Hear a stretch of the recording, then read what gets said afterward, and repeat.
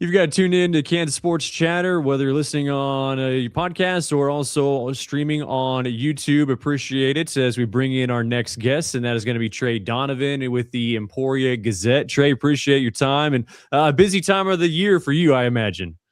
Oh yeah, basketball, wrestling, swim and dive, which I've never covered, but it's been fun to cover. But yeah, high school sports is keeping me busy this winter. So, how much are you learning about swim and dive?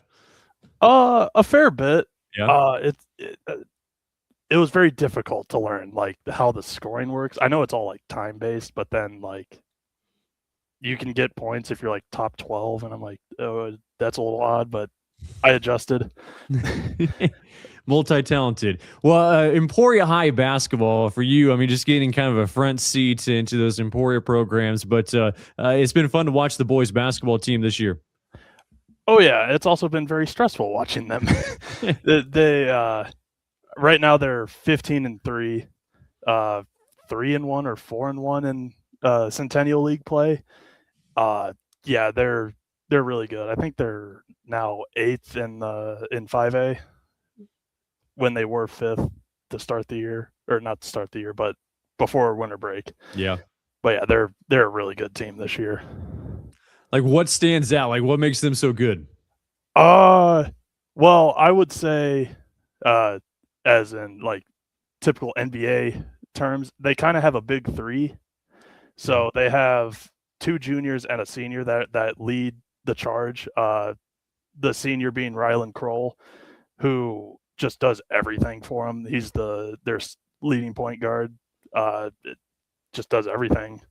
Harrison Trelk is their shooting guard / small forward, and he could just light up the scoreboard shooting. And then they have a big junior, Tarek Franklin, who is really good in the post. He plays bully ball, and it's worked out. And then the rest of the roster, that team is just filled with dudes. Like, everyone can do everything, and that is why they are out to their 15-3 record. Yeah, it's been impressive. I mean, even looking at their schedule, like, I mean, and they've had a really good schedule. It seems like, Trey. Oh yeah. Like before the break, their schedule was really tough. Like they faced Great Bend, who, as most people know in Kansas, as Ian Premer, but I would say probably luckily for Emporia, they didn't have to face him because he got hurt before the game. But even then, that was a close game. Like, Great Bend is still a great team without Ian Premer. And then, like, Emporia just wins every close game. And Hayes is on that schedule too, right? That's one of the 3 losses. Sorry, what was that? Oh, Hayes was on there too, right? One of the close losses. Yeah, that's one of the close losses on the year. And yeah, they just Emporia just plays tough. It's like the perfect way to describe them. They're never out of it, and they're always in it, no matter the score. Because I don't think they've really been blown out. Like, for you, like, I mean, beginning of the season, like, I mean, did you get a feel for like what the expectations were for Emporia basketball?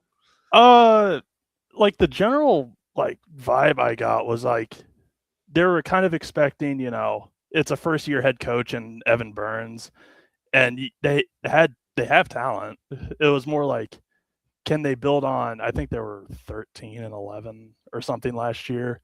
It's like probably shooting for something like that, where it's like the same season, but get the new coach, have him build his system, build his style of play with the team. And yeah, I think he's blown expectations out of the water, because I don't think anyone had him top 5 or top 10 in 5A.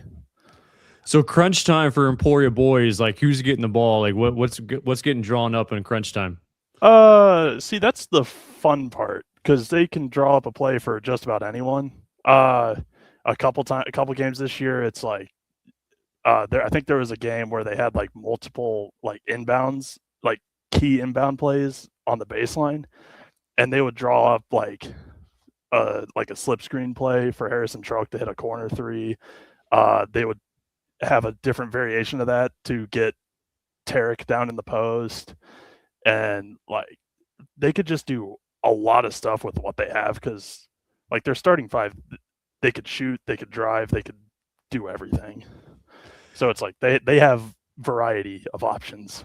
Yeah, it's been fun. Like, I mean, especially that area. I mean, Emporia boys doing well, but I mean, you got so many other like smaller towns around that Emporia area that are doing good. Obviously, Olpe just seems like every single year that they're shining, and both their girls and boys are doing well.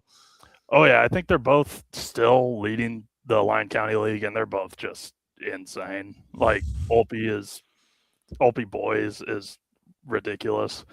They're just a star-studded lineup that are just rolling through a super competitive Lyon County League, and I don't think I've seen someone just do that.